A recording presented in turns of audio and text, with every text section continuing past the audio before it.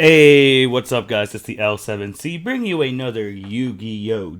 Duel, and today we have a very special deck that we are going to put on display. If you've checked out the other stuff on the L7C channel, more specifically the L7C podcast, those podcasts are produced by one Justin Ackendell. He is our producer. He also has a Yu-Gi-Oh! Deck throughout the years that's gone through a lot of transformations.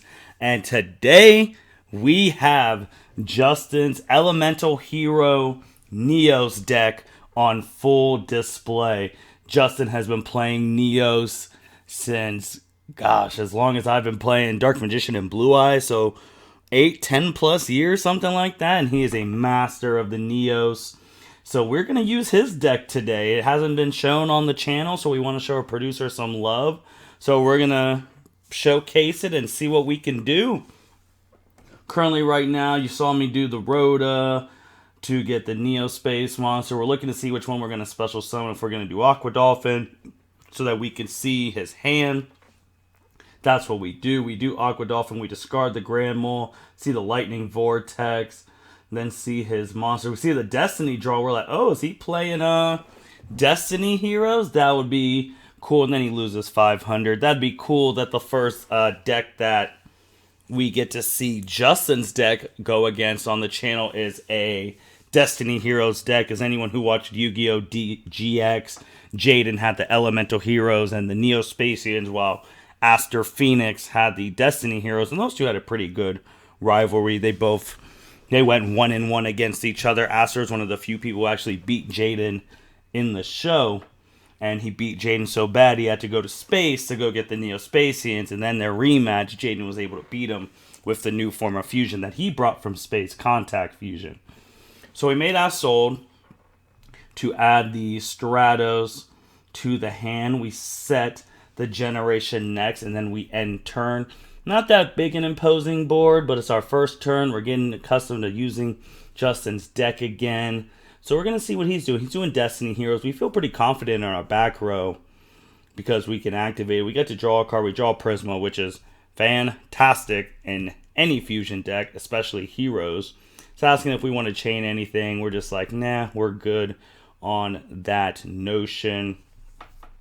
He's continuing his plays.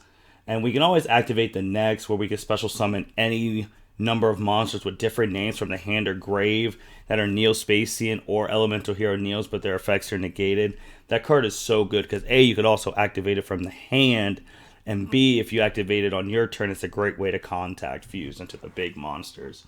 You saw that he did the Lightning Vortex. We knew he had it when we did the Aqua Dolphins effect, so we did lose our monster there.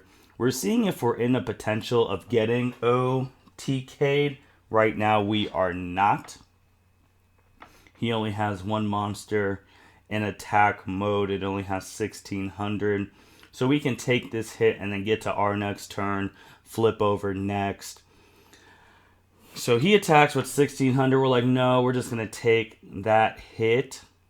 We go main phase 2, end phase. We're like, all right, we're still well in the game. He has 2 back row. We don't know what those are. He gets the monster back. He's asking now if we want to activate Generation next. And we're like, no, we're not going to activate anything. We go into draw. We draw Polymerization, which is very good right now. So then obviously we summon. You got to summon the boy, the goat, the legend, Elemental Hero Stratos. For anyone who knows, this card is probably one of the top cards Yu-Gi-Oh! That's ever made because it was banned for so long and came off the ban list a couple of years ago. You had all the memes of free my guy Stratos off the ban list because he deserved to be off. And having him back and having him at 3 just puts Heroes, Neo-Spacians, Destiny to a whole nother level. He played Threatening Rule, so he can't get an attack this turn, which is fine. We activate Polymerization. And then we make Sunrise, or do we make Elemental Hero Brave Neos? Both are very good options at this point in time. Do we go Sunrise? Yes.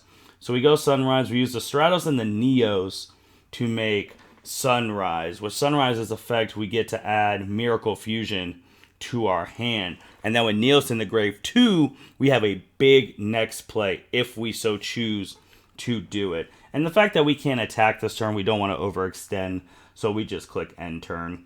We feel pretty good with our Sunrise. We have Generation Next in the back, and we have Next, so we don't plan on getting OTK'd at this point in time. We can survive.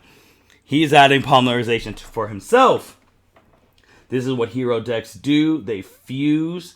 They try to summon a whole bunch of small monsters to make big monsters. They're very versatile because they have monsters where it's like a Destiny Hero plus a Earth or a Destiny Hero.